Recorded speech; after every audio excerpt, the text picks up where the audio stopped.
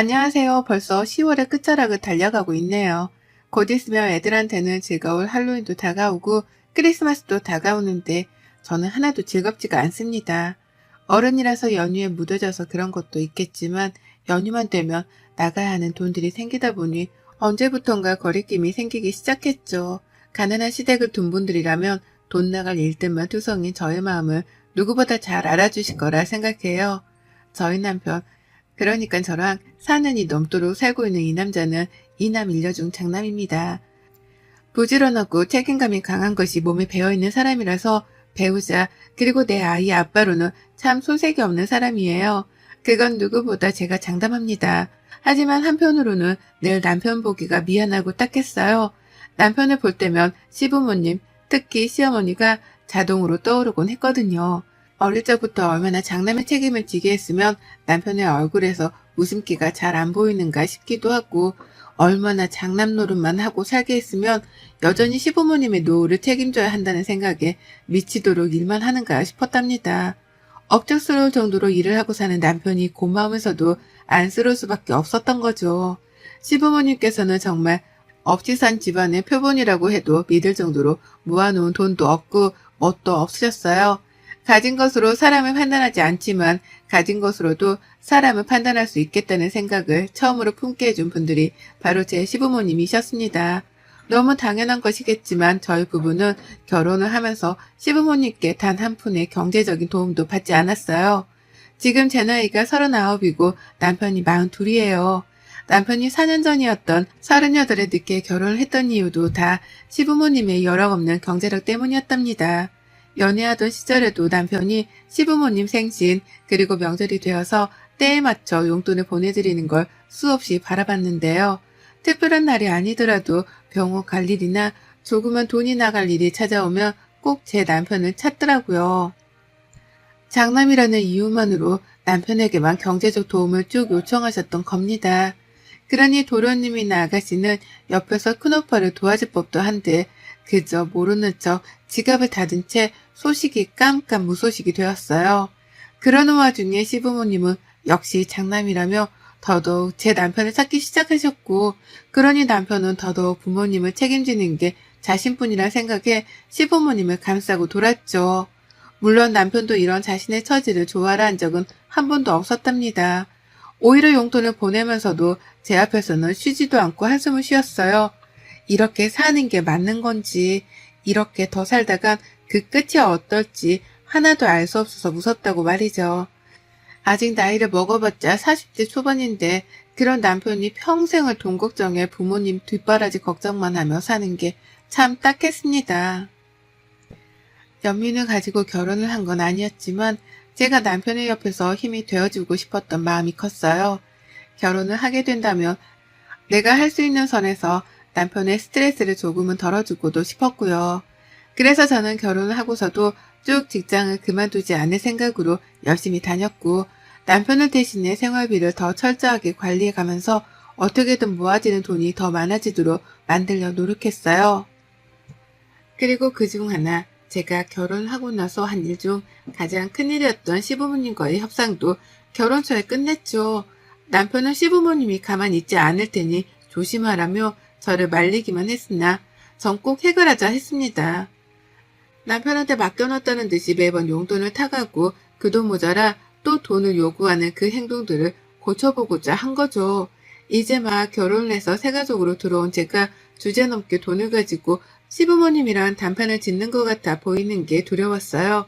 하지만 제가 해야만 하는 일이라고 생각했습니다. 이제 남편은 저랑 가정을 꾸렸고 저희는 곧 아이를 낳아 키울 계획도 있었으니까요. 독립된 가정이 되었으니 그에 합당하게 시부모님의 태도도 바뀌어야 한다고 생각을 한 거였답니다. 그리고 협상은 꽤나 성공적이었어요. 물론 그에 뒤따르는 시어머니의 눈초리를 몇 년 동안 당하고 있긴 하지만 가정을 꾸리고 사는데 드는 돈도 많으니 앞으로는 매달 정해진 금액 외엔 드리지 않겠다고 한 거죠. 다달이 20만 원씩 말입니다. 설날이나 명절에 따로 나가는 돈 한 푼 없이 말이죠. 누군가에겐 정말 쥐꼬리만큼 적은 돈일 수도 있겠지만 저희 부부한테 다달이 20만 원은 큰 돈이었어요. 저도 일을 하고 남편도 일을 하지만 그 돈을 모았다가 아이한테 외식을 한 번 더 시켜줄 수도 있는 거고 제대로 된 근사한 옷 몇 벌을 사다 줄 수도 있는 돈이었습니다. 지금부터 그 돈을 모아도 나중에 아이 대학 등록금을 쓰는 데에 보탤 수 있는 돈이었는데 저희 부부는 그 돈을 시부모님께 용돈으로 드리길 택한 것이었습니다. 워낙 없이 사는 거 누구보다 잘 알았으니까요. 그렇다 보니 저도 마지막 배려라고 꺼낸 말이었고 시부모님도 처음엔 불편하고 싫어해 하더니 아예 안 받는 것보다 낫다 싶었는지 그러라고 수긍을 해주셨어요. 그렇게 저희 부부는 신혼 초에 시부모님과 결단을 내려 다달이 20만 원씩 보내드리고 있었고 저는 그 후 딸아이를 낳았습니다. 딸아이를 낳고 보니 들어가는 돈이 더 많아지니까 시부모님께 드리는 용돈이 전보다 홀 아까웠어요. 왜 나는 부유한 시댁을 못 가져 여태 내 부모도 아닌 시부모님의 용돈을 보내드리고 있나 싶은 신세한탄도 해봤고요. 하지만 별 수 있나요? 남편이 끝까지 장남 노릇은 해야 한다고 말을 하고 도련님이랑 아가씨는 소식 한 번 없으니 인간적인 도리라도 지키며 시부모님은 챙길 수밖에요. 전 딱 이런 심정으로 더 이상의 애정이나 존경 따위도 가지지 못한 채 시부모님을 대했습니다.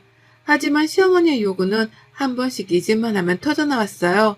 받는 용돈으로 만족을 못하셨던 거죠. 아들한테 돈 한 푼 보내주신 적도 없고 그렇다고 다른 집들처럼 김치 한 포기조차 보내주신 적이 없는 어머님이셨는데요. 자신은 아무것도 해주질 않으면서 자식들한테 뭔가를 자꾸만 바라더라고요. 아직도 용돈을 20만 원의 합의를 본 것에 대해서 모든 게 제 탓이라며 며느리 보기를 돌같이 보는 어머님이셨어요. 말도 잘 안 나누려 하시고 허구한 날 아들이 마음고생이 많겠다 라고 하면서 가스라이팅 비슷한 걸 하려 하며 제 앞에서 말을 꺼내셨죠. 저 때문에 남편이 눈치 보느라 힘들겠다는 걸 그렇게 비꼬아서 말씀하셨던 겁니다. 왜 저러나 싶고 또 왜 저렇게까지 눈치가 없나 싶어 속에서 천불이 났어요. 여태 아들한테서 받는 그 용돈이 모자라다고 생각을 하는 건가 싶어 염치 없는 부모 같아 보이기도 했죠. 내가 자식을 낳아놓고 보니 나는 저러지 못할 것 같다는 생각에 시부모님의 마음가짐이 더욱 불손하게 여겨지기도 했고요. 하지만 이런 제 마음을 아는지 모르는지 시어머니는 가끔 저 몰래 남편에게 연락을 해서 어떻게든 용돈을 한 푼이라도 더 받아가려 하셨답니다. 여전히 병원비에 용돈이 모자란다는 투정을 부려가면서 말이죠.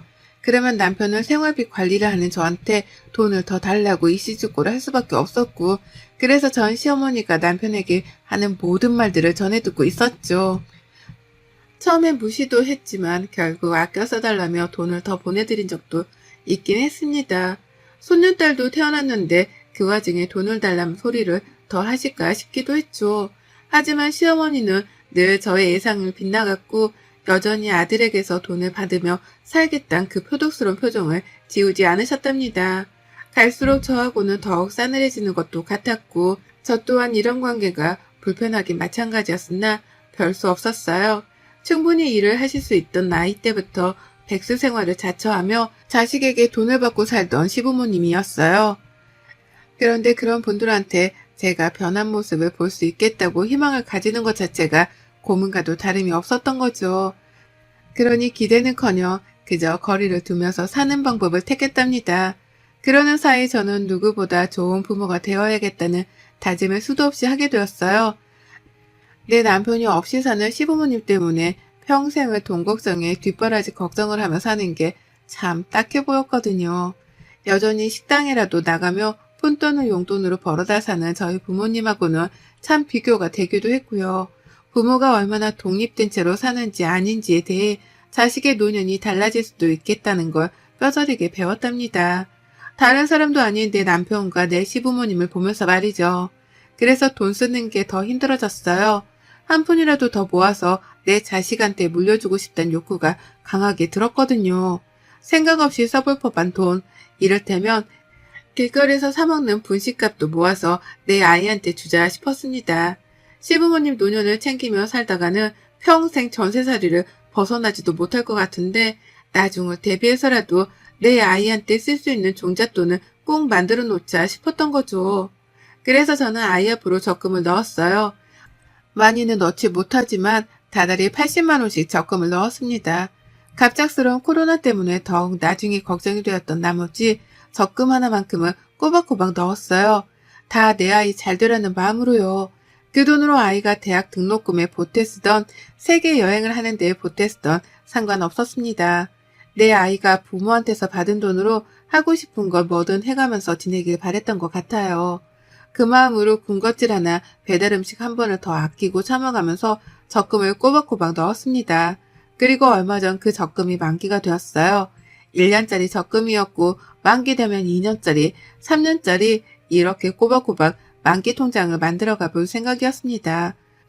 통장에 따라 아이가 쓰고 싶어하는 용도에 따라 다르게 쓰게 하려는 의도도 있었고, 만기가 되어 있는 통장이 많으면 많을수록 배가 부른 기분이 들 것 같아서 저 좋으라고 해봤어요. 만기가 된 날 아이 앞에서 이걸 다 설명하기는 힘들었지만 아이를 보면서 좋다고 괜히 눈물도 글썽였고, 그날은 오랜만에 아이 데리고 저희 부부가 다 같이 외식도 했습니다. 물론 외식 비용은 제 월급에서 나갔고요. 괜히 미래에 대한 확신이 들더군요. 이런 식으로 통장을 한두 개씩 만들다 보면 우리 부부가 회사에서 퇴직을 하기 전에 아이 대학 등록금은 미리 다 벌어놓을 수 있겠다 싶었으니까요. 만기 통장을 만지는 남편도 괜히 기분이 특별했던지 혼자서 그런 말을 하더라고요. 아이가 나중에 공부할 때가 되면 공부만 할 수 있게 해줘야지 라고요. 그 말을 듣고 눈물이 나올 뻔했답니다. 남편은 대학에 들어가서도 용돈을 번다며 알바를 뛰느라 제대로 된 공부를 하기 힘들어했다고 하더라고요. 그래서 늘 졸린 걸 참아가며 힘든 몸을 이끌고 공부를 해야 했고, 그게 참 뒤돌아 생각해봐도 지옥 같은 시간이었다고 말이죠. 그걸 자기 아이한테는 되풀이 해주기가 싫다더군요. 그런 남편을 보며 전 적금을 들어놓길 100번, 1000번 잘했다 다시 한번 되새겼고요. 그렇게 저희 부부는 아이를 위한 부모 노릇을 뭔가 하나 제대로 한 것 같다는 뿌듯한 기분이 든 채로 그날 외식을 즐겼고, 남편은 술에도 한껏 취했었답니다. 기분 좋다고 말이죠. 그렇게 집에 와서는 한동안 오래간만에 살맛이 난다는 생각을 가지며 살았습니다. 자식이 생기니 삶에 의욕이 생긴다는 게 이런 기분인가 싶었죠. 근데요, 시어머니의 전화 한 통을 받던 그 순간부터 저는 다시 살맛을 잃었고 흥미도 잃었죠. 어머님이 아이를 데리고 집으로 와보라는 거예요. 남편을 빼놓고 말이죠. 느낌이 쎄했어요. 제가 알던 시어머니라면 남편을 빼놓고 시댁에 오라고 할 적에는 분명 특별한 이유가 있었습니다. 대표적으로 돈을 더 달라는 말 같은 걸 하기 위해서 말이죠. 그런데 하필 아이 적금을 만기시키고 기분이 좋아 죽겠는 이맘때에 시어머니가 몰래 저를 부르니 참 껄끄러웠어요. 이걸 가야 하나 말아야 하나 한참 고민을 하는데 시어머니는 고민할 필요도 없다 싶으신지 전화에 불이 날 만큼이나 계속해서 절 찾으셨습니다. 저희 애를 꼭 같이 데리고 오란 말을 반복하시면서 말이죠. 그래서 전 아이를 데리고 시댁을 찾았어요. 물론 가기 직전에 남편한테는 미리 카톡도 해놨죠. 어머님이 당신 빼놓고 아이랑 둘만 오라고 하시는 게 이상하지만 일단 가본다면서 말이죠.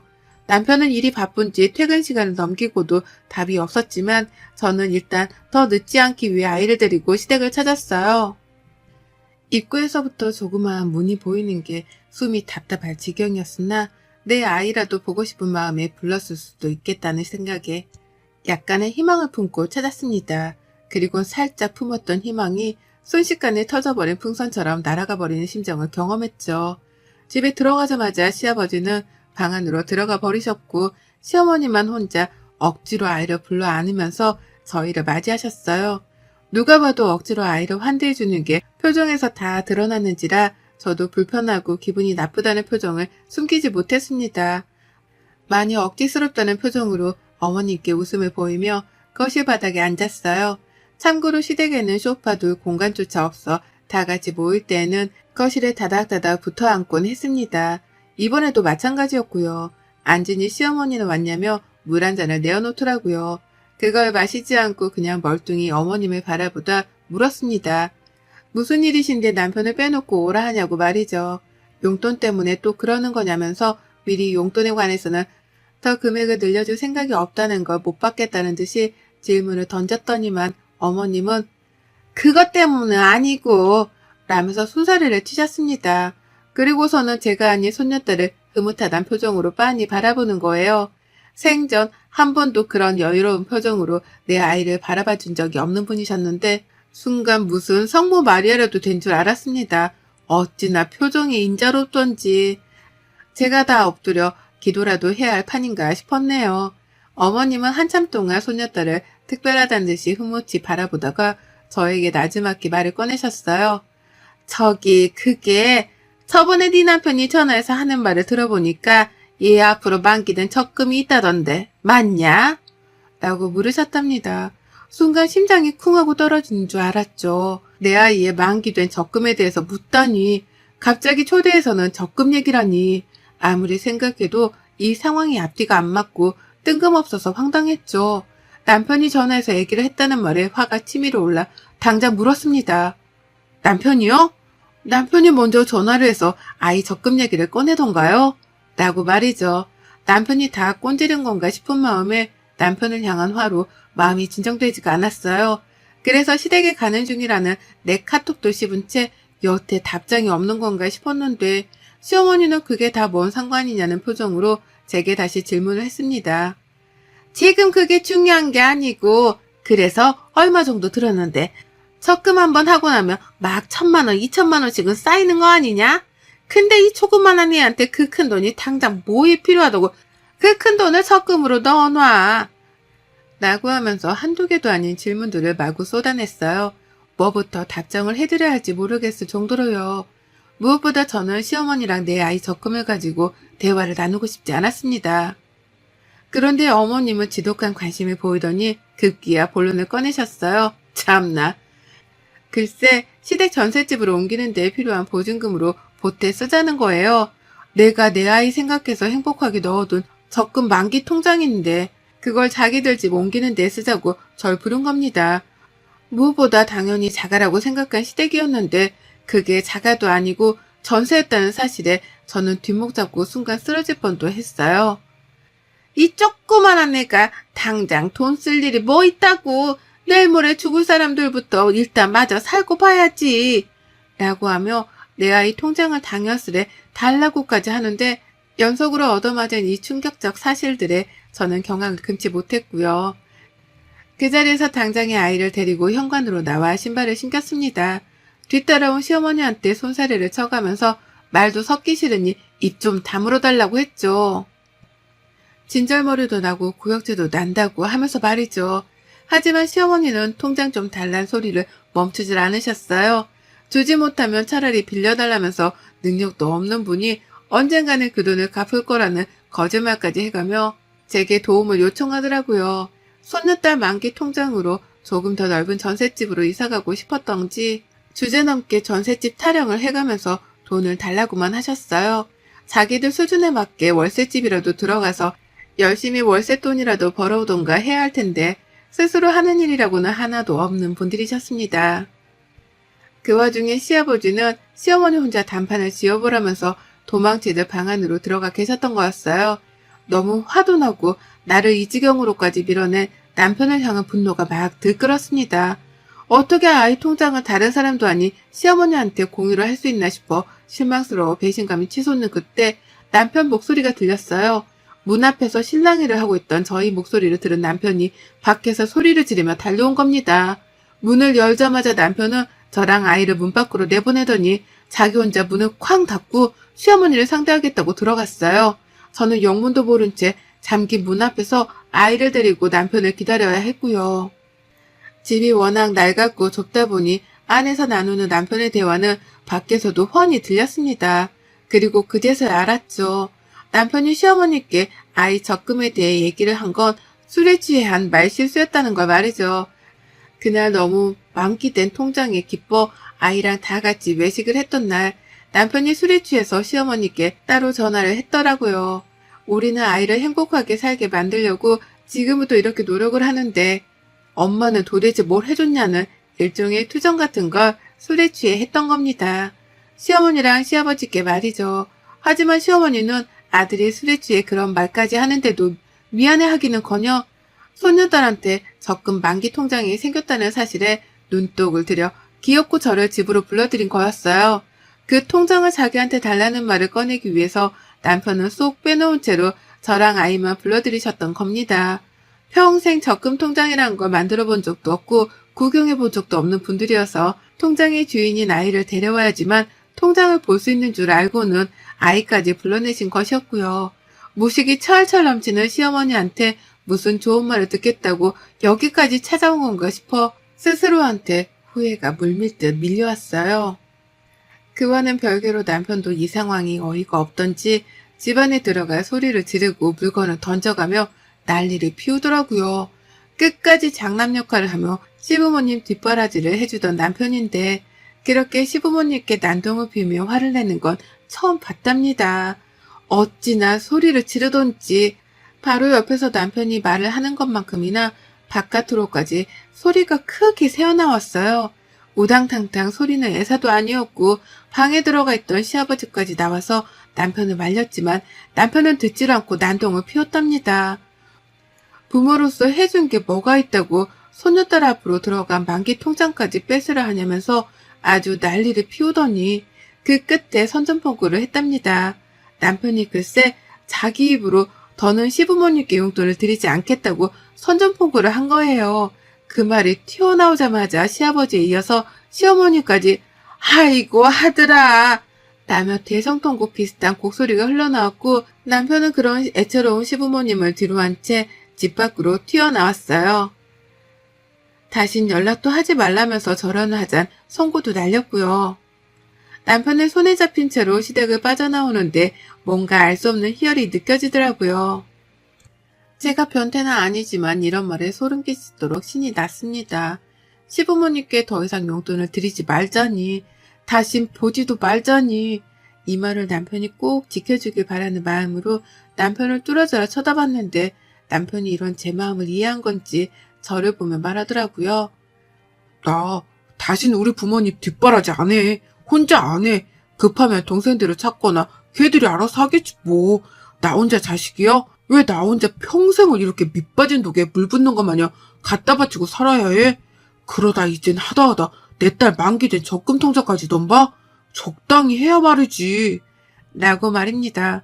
저는 오로지 시부모님처럼 살지 않기 위해 그리고 내 아이를 위해서만 들었던 적금이었는데요. 이 적금 하나가 만기가 됨으로써 시부모님께는 더 이상 용돈을 드리지 않고 연락도 하지 않아도 될 건덕지가 만들어지게 되었답니다. 남편 몰래 저랑 제 아이를 집으로 불렀다는 사실에 여전히 격분한 남편은 그날 후로 시부모님 연락처까지 죄다 핸드폰에서 지워버렸고요. 남편의 행동에 덩달아 저까지도 시부모님을 미련 없이 차단을 누르고 연을 끊기로 했네요. 하긴 내 아이의 적금까지도 탐을 내는 사람인데 뭔들 더 요구를 하지 않을까 싶어 겁이 나기도 하던 중이었습니다. 그런데 남편의 결단력 있는 행동 덕분에 그런 사람들하고는 거리를 두고 살 수 있게 되었고 전 이 기회를 발판 삼아 더 이상 시부모님께는 금전적 도움을 드리지 않기로 했어요. 앞으로 짧게는 몇 년 안 될 수도 있지만 길게는 수십 년도 더 뒷바라지를 해드리고 살아야 할 게 뻔한데 여기서 그만두는 게 옳다 판단한 거죠. 남편도 저랑 같은 마음인 것 같고요. 낳아준 은혜는 있지만 키워주며 받지 못한 은혜에 이쯤에서 정리하는 게 맞다 싶습니다. 손녀딸 통장에도 손을 대고 싶어 하는 줄은 몰랐기에 실망감이 배로 크게 다가왔는데요. 이제부터 용돈을 안 주게 되었으니 그걸로 복수 혹은 필요로 하는 가르침을 드렸다고 생각해요. 그걸 증명하듯이 시부모님도 번갈아가며 저희 집을 찾아와 제 마음을 돌리려고 하는데 전혀요. 전 절대 무슨 일이 있어도 시부모님께 마음을 돌려 잘해드릴 생각이 없답니다. 더욱 굳게 결계를 치고 벽을 세워 시부모님이 우리 부부 혹은 내 아이한테 그 어떤 것도 가져가지 못하도록 경계만 하고 살 거예요. 여러분의 생각은 댓글로 남겨주세요. 오늘도 시청해 주셔서 정말 감사합니다.